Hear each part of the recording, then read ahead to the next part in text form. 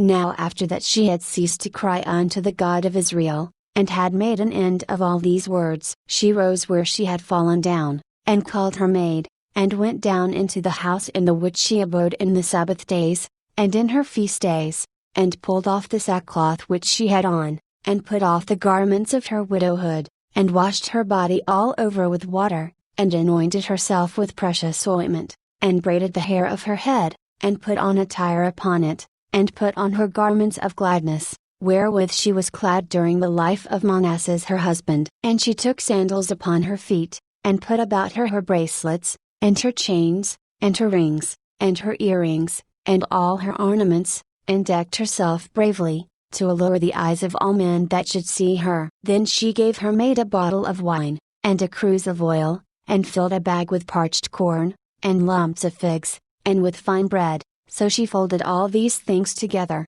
and laid them upon her. Thus they went forth to the gate of the city of Bethulia, and found standing there Ozias and the ancients of the city, Shabra and Sharmas. And when they saw her, that her countenance was altered, and her apparel was changed, they wondered at her beauty very greatly, and said unto her, the God of our fathers give thee favor, and accomplish thine enterprises to the glory of the children of Israel, and to the exaltation of Jerusalem. Then they worshipped God. And she said unto them, Command the gates of the city to be opened unto me, that I may go forth to accomplish the things whereof ye have spoken with me. So they commanded the young men to open unto her, as she had spoken. And when they had done so, Judith went out, she, and her maid with her, and the men of the city looked after her, until she was gone down the mountain, until she had passed a valley, and could see her no more. Thus they went straight forth in the valley, and the first watch of the Assyrians met her,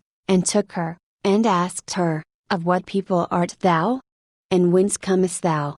And whither goest thou? And she said, I am a woman of the Hebrews, and am fled from them, for they shall be given you to be consumed, and I am coming before Holofernes the chief captain of your army, to declare words of truth, and I will show him a way, whereby he shall go, and win all the hill country, without losing the body or life of any one of his men. Now when the men heard her words, and beheld her countenance, they wondered greatly at her beauty, and said unto her, Thou hast saved thy life, in that thou hast hasted to come down to the presence of our Lord. Now therefore come to his tent, and some of us shall conduct thee, until they have delivered thee to his hands. And when thou standest before him, be not afraid in thine heart, but show unto him according to thy word, and he will entreat thee well. Then they chose out of them 100 men to accompany her and her maid, and they brought her to the tent of Holofernes. Then was there a concourse throughout all the camp, for her coming was noised among the tents, and they came about her, as she stood without the tent of Holofernes, till they told him of her. And they wondered at her beauty, and admired the children of Israel because of her, and every one said to his neighbor, Who would despise this people, that have among them such women?